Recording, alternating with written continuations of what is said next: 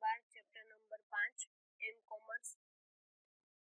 Last lecture ની અંદર આપણે જોયું હતું કે એમ કોમર્સ છે જેના કયા ફાયદાઓ છે, કઈ મર્યાદાઓ છે, વિજ્ઞાપન શું છે, મનોરંજન, ટિકિટ છે, તો આ બધી ક્ષેત્રે એમ કોમર્સ નો ફાળો કઈ રીતનો છે અને કઈ રીતે એની પ્રગતિ ઉત્તરોત્તર વધી રહી છે એના વિશે આપણે ડિસ્કસ કર્યું હતું. હવે આજનો આપણો ટોપિક છે મોબાઈલ દ્વારા માહિતી સેવા. મોબાઈલ દ્વારા કઈ રીતે માહિતી સેવા પૂરી પાડવામાં આવે છે. તેની અંદર સૌથી પહેલું છે સમાચાર સેવા. તમારા મોબાઈલની અંદર ન્યૂઝ ચેનલ જે છે તમે ડાઉનલોડ કરી લો અથવા તો યુટ્યુબ ની અંદર પણ તમને સમાચાર જે છે જે તમારે જોવા હોય એની સેવાઓ પૂરી પાડવામાં આવે છે. શેર બજારની વિગતો આપવામાં આવે છે. ખેલકૂદ એટલે કે ક્રિકેટ, વોલીબોલ, હોકી વગેરે પ્રકારની જે રમતો છે એના બધા રિલેટેડ તમને સમાચાર આપવામાં આવે છે. નાણાકીય રિલેટેડ તમને સમાચાર, નાણાકીય નોંધ આપવામાં આવે છે. યાતાયાતની માહિતી એટલે પ્રવાસ વિશેની તમને માહિતી જે છે પૂરી પાડવામાં આવે છે. બરાબર, તો આ પ્રકારની સેવાઓ જે છે તમને મોબાઈલ દ્વારા પૂરી પાડવામાં આવતી હોય છે. એની અંદર સૌથી પહેલું છે સ્થળ અને શોધ સેવાઓ. તો આપણે જનરલી લાસ્ટ લેક્ચર ની અંદર પણ ડિસ્કસ કર્યું હતું કે એમ કોમર્સ જે રીતે ઈ કોમર્સ ની અંદર જે શોધ અને સ્થળની સેવાઓ છે તે જ રીતે અહીંયા પણ હોય છે. તો એમ કોમર્સ ના ઉપયોગ સમયે ઉપયોગ કરતા મોબાઈલ ફોન નું સ્થાન એક અગત્યની માહિતી બની રહ્યું છે. બરાબર, સ્થાન જે છે ખૂબ જ મહત્વની બાબત જે છે હોય છે. મર્યાદિત કિંમતમાં અને ચોક્કસ વિશિષ્ટતાઓ સાથે ઉપલબ્ધ સ્માર્ટફોનને ખરીદવા માંગતા ઉપયોગકર્તાને તેની નજીકની દુકાનનું સ્થાન જાણવામાં રસ હશે કે જ્યાંથી પોતાની અપેક્ષા. બરાબર, ઇન શોર્ટ અહીંયા ટૂંકમાં એ કહેવા માંગે છે કે તમારે જે જગ્યાએથી જે કાંઈ પણ વસ્તુ પરચેસ કરવી છે એના વિશે તમારે જો માહિતી મેળવવી હોય કે તમારે મોબાઈલ સ્માર્ટફોન પરચેસ કરવું છે તો તમે અત્યારે જે જગ્યાએ છો ત્યાંથી સૌથી નજીકમાં સારામાં સારી મોબાઈલની શોપ કઈ છે જ્યાંથી તમે સ્માર્ટફોન પરચેસ કરી શકો. તો એ જેવું તમે ગૂગલ મેપની અંદર નાખશો તમને લોકેશનની અંદર બતાવશે કે આ જગ્યાએ દુકાન જે છે મસ્ત છે, મતલબ સારી છે, જ્યાંથી તમે સ્માર્ટફોન સારો એવો પરચેસ કરી શકો છો.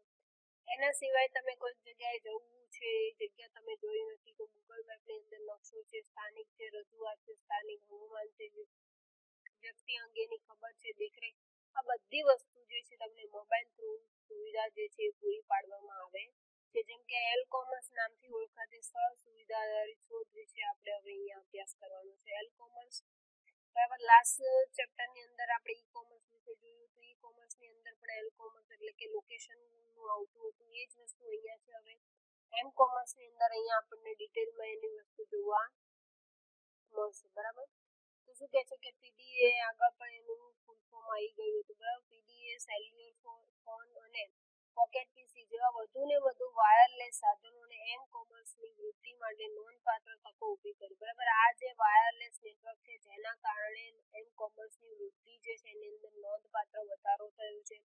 ગ્રાહક અને વિક્રેતા એટલે કે વેચનાર બંને જે છે એકબીજાની સેવા સંબંધી બધી જ આવશ્યકતાઓ છે શું કરી શકે છે, એકબીજા સાથે પૂરી પાડી શકે છે અને એકબીજા સાથે વ્યવહાર જે છે એ વધારે ને વધારે સારી રીતે કરી શકે છે અને એ ખૂબ જ મહત્વનું છે.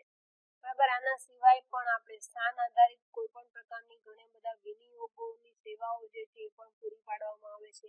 ઉત્પાદકોને પહોંચાડવા માટે ઉપયોગ કરતા સ્થાનની દેખરેખ પણ અહીંયા શું કરવામાં આવે છે, રાખવામાં આવે છે અને એની માહિતી પણ પૂરી પાડવામાં આવે છે.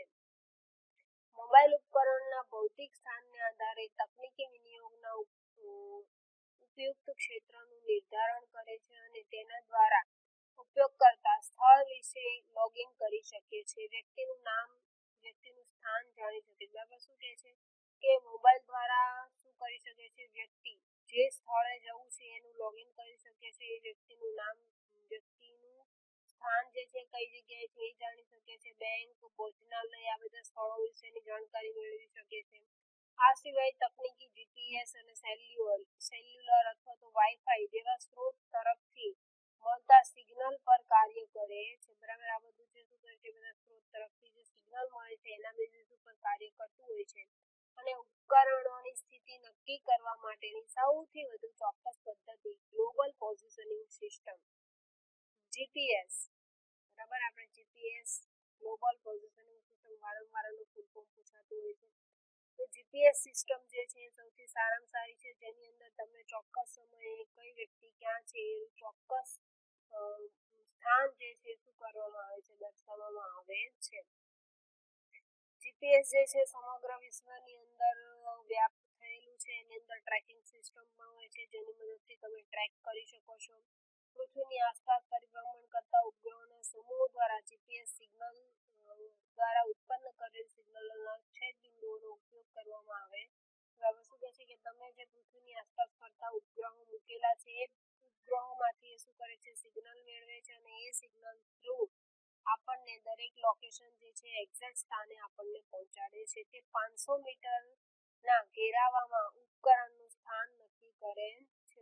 500 મીટરના ઘેરાવા સુધીમાં દરેક ઉપકરણનું સ્થાન જે નક્કી કરી શકે છે અને ત્રિકોણીય તરીકે ઓળખવામાં આવે છે. જીપીએસ સિગ્નલ અલ્પ કે અવરુદ્ધ હોય તો મોબાઈલ ઉપકરણ, સેલ ટાવર અને વાઈફાઈના હોટસ્પોટ તરફથી મળતા સિગ્નલનો ઉપયોગ. બરાબર શું કે છે, જીપીએસમાં જો કોઈ પણ અલ્પ અથવા તો અવરોધ ઊભો થાય તો એ ટાઈમે વાઈફાઈ અથવા તો ઉપકરણોના ટાવર ના અંદરથી જે સિગ્નલ મળે છે એના થ્રુ શું કરી શકે છે, સ્માર્ટફોનને વ્યવસ્થિત સ્થાન ઉપર એટલે કે જે જગ્યાએ એને પહોંચવું છે એ પ્રકારનું સ્થાન જે છે એની માહિતી જે છે પૂરી પાડી શકે છે. જીપીએસ દ્વારા મોબાઈલ સાધનનો ઉપયોગ કરી ઉપયોગકર્તાના સ્થાનની જાણકારી મેળવવા માટેનો વિનિયોગ બરાબર આના થ્રુ કરવામાં આવ્યો છે, એટલે કે દર્શાવવામાં આવ્યો છે. અહીંયા આપણને ઉદાહરણ તરીકે આપેલું છે કે કઈ રીતે તમે જે છે લોકેશન જે છે સર્ચ કરો છો અને એને ફાઇન્ડ આઉટ કરે છે, ડાયરેક્શન આપે છે, તમને ડિસ્ટન્સ કેટલું છે એ બતાવે છે. તમારું જે સ્પીડ હશે, જેમ કે તમે બાઇક લઈને જતા હશો, કાર લઈને જતા હશો, વોકિંગ હશે, તો એ પ્રમાણે તમને એનું ડિસ્ટન્સ જે છે એના બેઝિસ ઉપર કેટલા અવર્સની અંદર તમે પહોંચશો એ બધી વસ્તુ પણ તેની અંદર આપણને બતાવતું હોય છે. બરાબર, તો આ રીતેનું આપણું જે છે નેવિગેશન પાથ જે છે તૈયાર કરવામાં આવે છે. ટ્રેક આપણને બતાવવામાં આવે છે, રેડ લાઇનથી આપણને દર્શાવવામાં આવે છે કે આપણો જે લાસ્ટ એન્ડિંગ પોઈન્ટ કયો છે એ. બરાબર, તો આ બધી માહિતી જે છે એની અંદર આપણને આપવામાં આવતી હોય. હવે શું છે કે સ્થાન આધારિત કેટલીક સેવાઓ ના ઉદાહરણ અહીંયા આપણને આપેલા છે કે સ્થાન આધારિત આપણે કઈ કઈ સેવાઓ મેળવી શકીએ છીએ.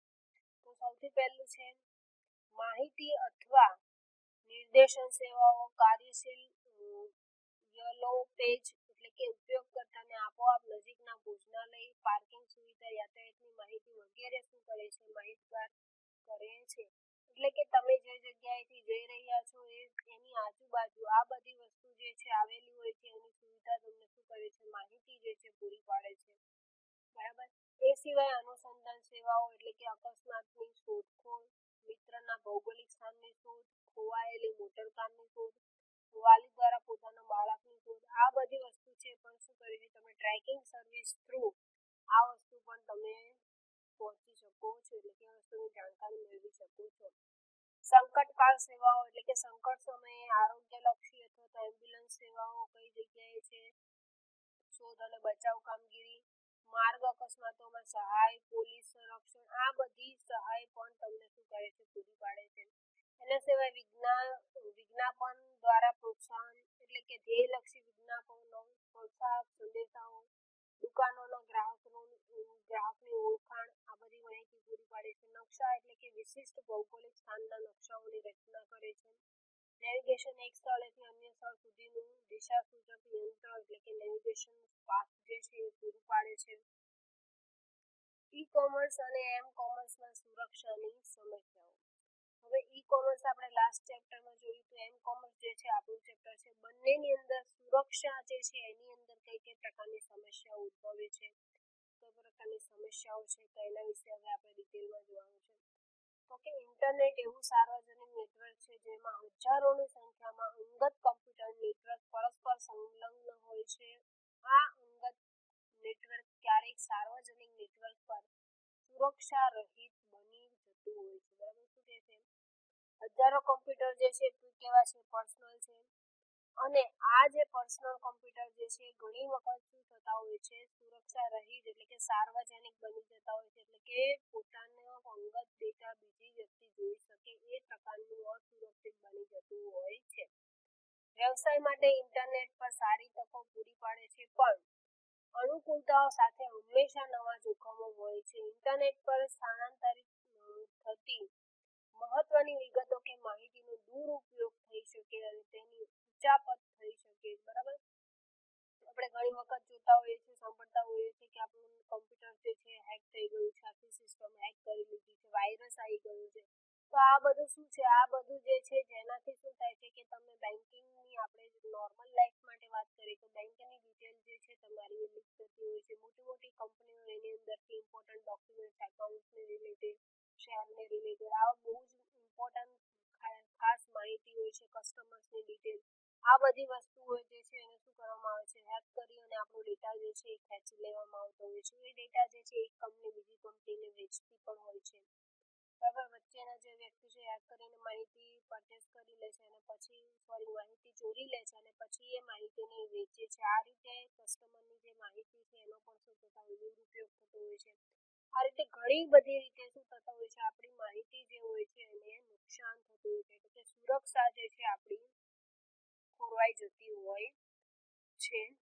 તદુપરાંત ઓર્ડરની માહિતીની અધવચ્ચે બદલી નાખવામાં આવે છે. જેમ કે તમે 100 વસ્તુ મંગાવી છે, વસ્તુનો ઓર્ડર તમે 100 નો આપ્યો છે, એની જગ્યાએ તમારી વસ્તુની ઓર્ડર કેટલો કરી નાખવામાં આવે, 10 કરી નાખવામાં આવે, તો 1000 કરી નાખવામાં આવે. આનો મતલબ શું થાય છે કે તમે જે માહિતી મોકલવા ખરેખર માંગતા હતા એ માહિતી જતી નથી અને માહિતી જે છે તમારી ખોટી જાય.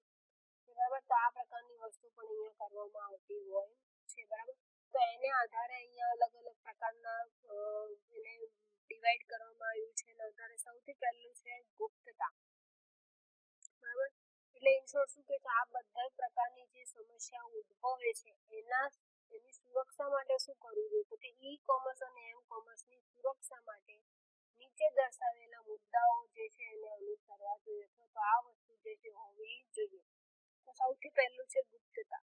બરાબર, તો શું કહે છે કે અનધિકૃત ઉપયોગકર્તાઓ વાંચી ન શકે તે માટે અહીં માહિતીની ગુપ્તતાનો નિર્દેશ કરવામાં આવે છે. બરાબર, સાંકેતિકરણ નો યુઝ કરવામાં આવે છે, ક્રિપ્ટોગ્રાફી જેને કહેવામાં આવે છે. બરાબર, તો ઇન શોર્ટ શું કહેવામાં આવે છે કે તમે જે કંઈ પણ માહિતી એન્ટર કરો છો એ માહિતી બીજી વ્યક્તિ વાંચી ન શકે એ પ્રકારના ફોર્મેટની અંદર તમારે માહિતી જે છે એન્ટર કરવાની છે અને એ રીતે તમે એન્ટર કરશો તો તમારો જે ડેટા છે એ કેવો રહેશે, સુરક્ષિત રહેશે.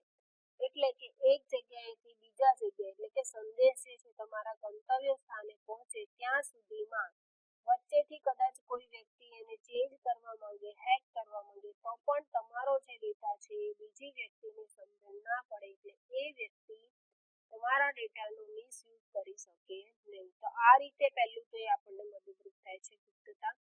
બીજું છે અખંડિતતા. તો કે તે ખાતરી આપે છે કે પ્રસારણ દરમિયાન માહિતી આકસ્મિક રીતે દ્વેષપૂર્વક બદલવામાં આવેલ નથી, તેની સાથે કોઈ ફેરફાર કરવામાં આવેલ નથી. પ્રાપ્તકર્તા એ જ સંદેશ મળેલ છે જે પ્રેષક દ્વારા મોકલવામાં આવેલ છે. જો પ્રસારણ દરમિયાન સંદેશાઓ બદલવામાં આવ્યા હોય તો તેને શોધી શકવો જોઈએ. આમ કરવાથી ઓર્ડરના જથ્થામાં થતા ફેરફારની ક્ષતિ દૂર કરી શકાય. બરાબર, અખંડિતતાથી શું કરી શકાય છે કે માહિતી જેને તમે મોકલવા માંગો છો એને મળે એ પછી એ કન્ફર્મ કરે છે કે શું ખરેખર જે માહિતી મોકલનારે જેટલી મોકલી હતી એ જ છે કે વચ્ચેથી કોઈ પણ પ્રકારનો ચેન્જ કરવામાં આવ્યો નથી. જો કરવામાં આવ્યો હોય તો એ પણ આપણને શું કરશે, બતાવશે, જેની મદદથી આ પ્રકારનું જે પ્રોબ્લેમ્સ ક્રિએટ થાય છે એને આપણે દૂર કરી શકીએ છીએ. ત્યાર પછી છે અધિકૃતતા. તો તે ખાતરી આપે છે કે માત્ર અધિકૃત ઉપયોગકર્તાને સિસ્ટમના ઉપયોગની અનુમતિ આપવામાં આવી છે. બરાબર, અધિકૃત એટલે જે વ્યક્તિને લોગિન આઈડી અને પાસવર્ડ તમે આપો છો એ જ વ્યક્તિ એને શું કરી શકે, ઓપન કરી શકે છે, એટલે કે ઓથોરાઇઝ પર્સન જ એ વસ્તુ જોઈ શકે છે.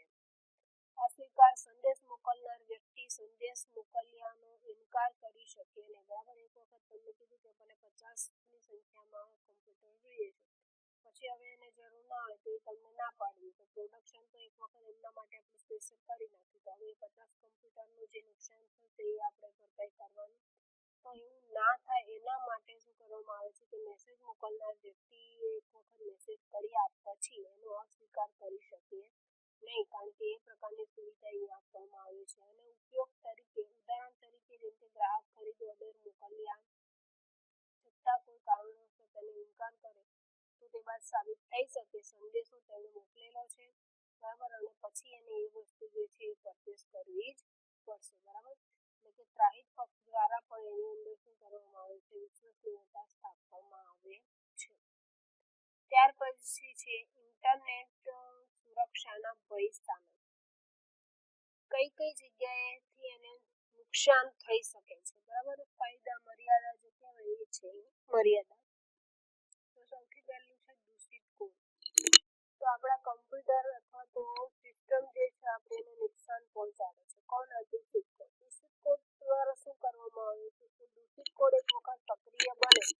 એટલે શું થાય છે કે ઉપયોગકર્તા કોઈ સ્થાન પર ક્લિક કરે તો આ મેલનું જોડાણ જે છે એ શું કરે છે અથવા તો મેલનું જોડાણ એટલે કે નેટ જે છે ચાલુ કરે તો એ જ ટાઈમે શું કરે છે વાયરસ જે છે એની અંદર એન્ટર થાય છે અને એની અમુક માહિતી જે છે એને શું કરે છે ચોરી લે છે એટલે કે ફાઇલને નષ્ટ કરી નાખે છે ઘણી વખત આપણે ફાઇલ ઓપન કરતા હોય તો આપણને બતાવે છે કે ફાઇલ વિલ બી કરપ્ટ તમારી ફાઇલ કરપ્ટ થઈ ગઈ છે દૂષિત કોડ જે છે એટલે કે શું કરે છે આપણી જે ફાઇલ છે એને ડિલીટ કરી નાખે છે નષ્ટ કરી નાખે છે આ પ્રકારે આપણને નુકસાન પહોંચાડે છે બીજું છે સ્નિફિંગ તો સ્નીફર જે છે એક એવો પ્રોગ્રામ છે જેની અંદર શું કરવામાં આવે છે પ્રેક્ષકની પ્રાપ્તકર્તા સુધી પ્રસારિત થતી માહિતીની નોંધ રાખવામાં આવે છે બરાબર રાઉટર દ્વારા પ્રેક્ષક જે છે એ માહિતી જે કંઈ પણ પ્રાપ્ત કરે એની નોંધ રાખે અને સ્નીફર પ્રોગ્રામનો ઉપયોગ ટેલિફોન અને વાયરને જોડી અને વાર્તાલાપની નોંધ કરવા સમાન છે સ્નીફર પ્રોગ્રામ મેલ સંદેશા ઉપયોગકર્તાનું લોગિન પાસવર્ડ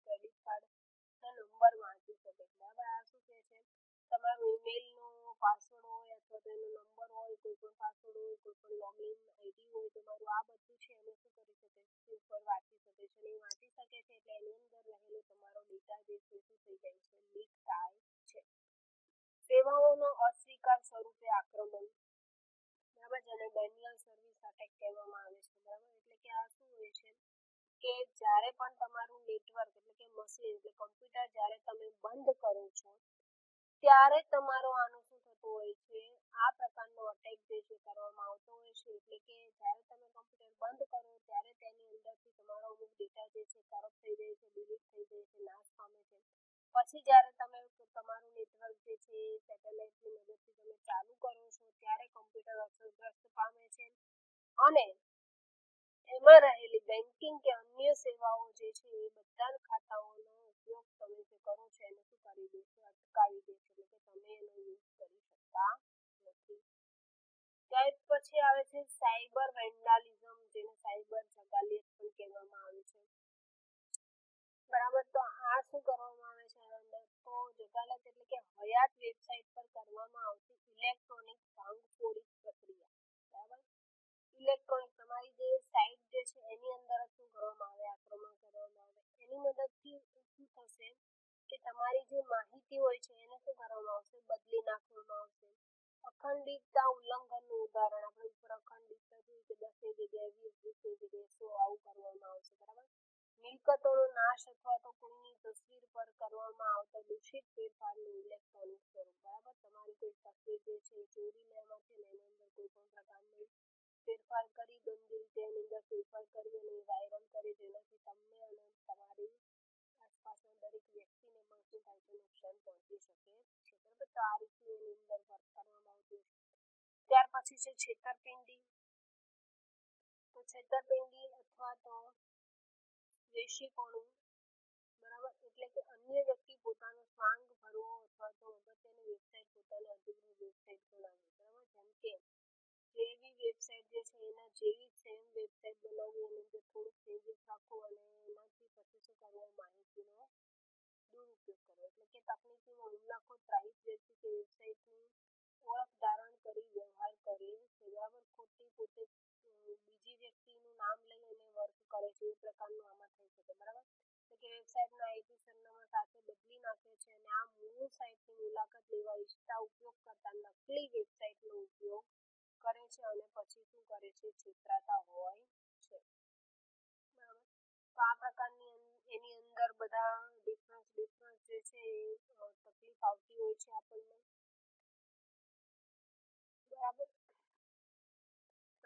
છે આપણો જે ડેટા છે એનો દુરુપયોગ કરવામાં આવે છે એ જોઈશું.